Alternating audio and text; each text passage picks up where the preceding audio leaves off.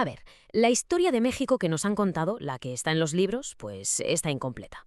Hoy vamos a poner el foco en unas figuras clave, las arquitectas que no solo formaron parte de esa historia, sino que de hecho diseñaron sus cimientos.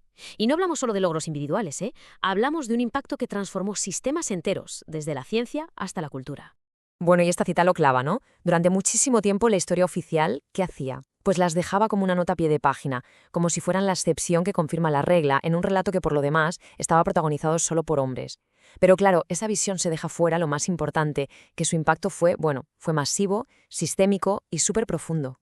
Así que vamos a dejarlo claro desde ya. No eran notas a pie de página, eran, como decimos, las arquitectas.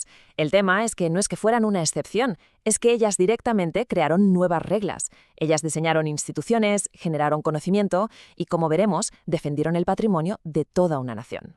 Venga, pues vamos a empezar a hacer precisamente eso, a reescribir esa historia y a ponerlas justo en el centro, que es donde siempre debieron estar. Y vamos a arrancar por un campo fascinante: la ciencia.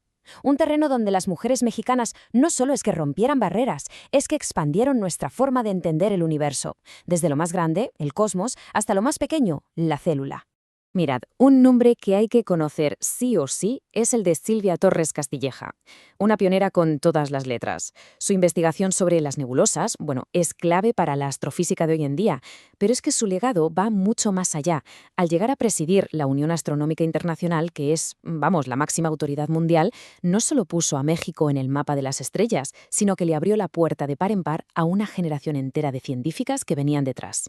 Y ahora, del cosmos, bajamos de golpe a la célula, a una crisis de salud pública tremenda. 600.000 niños muertos al año. Es una cifra que cuesta hasta asimilar, ¿verdad? Pues justo este era el tamaño del problema al que se enfrentó la viróloga Susana López Charretón, uno de los mayores asesinos de niños en todo el planeta. Y aquí se ve muy bien el alcance de su impacto. Es que es alucinante. Tienes a Torres Castilleja, que descifra la química de las estrellas. Luego a López Charretón, que descubre cómo nos ataca el rotavirus, algo que revolucionó por completo las vacunas. Y ojo, ya en 1939, María Elena Caso Muñoz funda la biología marina en México. Cada una, en su campo, puso una pieza absolutamente fundamental en el puzzle del conocimiento. Vale, hemos visto cómo generaron conocimiento puro. Pero esto nos lleva al siguiente paso. ¿Cómo se aplicó todo ese saber? Pues ahora vamos a ver a mujeres que diseñaron soluciones súper concretas. Desde satélites que están ahora mismo orbitando la Tierra hasta protocolos médicos que salvan vidas cada día. La historia de Ali Guarneros Luna es que es de película, de verdad. Imaginaos, sobrevive al terrible terremoto de Ciudad de México del 85. Emigra a Estados Unidos, enfrentándose a todo tipo de barreras.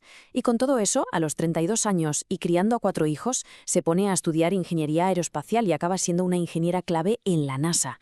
Es que no es solo un logro técnico, es un ejemplo brutal del poder de la resiliencia. Y claro, ese camino que abrió Ali Guarneros Luna lo han seguido otras. El caso más conocido seguramente es el de Katia Echazarreta. No solo consiguió el hito de ser la primera mujer nacida en México en ir al espacio, sino que ha sabido usar esa visibilidad para convertirse en todo un referente cultural, para inspirar a miles de jóvenes y, muy importante, para pedir cambios en la ley espacial de su país. Pero volvemos a la Tierra y el impacto es igual de increíble. Este número, decenas de miles, no es solo una estadística. Detrás de cada una de esas cifras hay una vida salvada. Y la responsable es la doctora Gabriela Borrallo Sánchez. No es solo una cardióloga brillante, no. Es la arquitecta de un sistema entero, el código infarto, que ha cambiado de arriba abajo cómo se atienden las emergencias del corazón en México. Literalmente ha salvado miles y miles de vidas. Claro, porque construir una nación no va solo de crear tecnología o sistemas nuevos, también va, y mucho, de proteger lo que ya existe. Así que ahora vamos a conocer algunas de las grandes guardianas del patrimonio natural y cultural de México.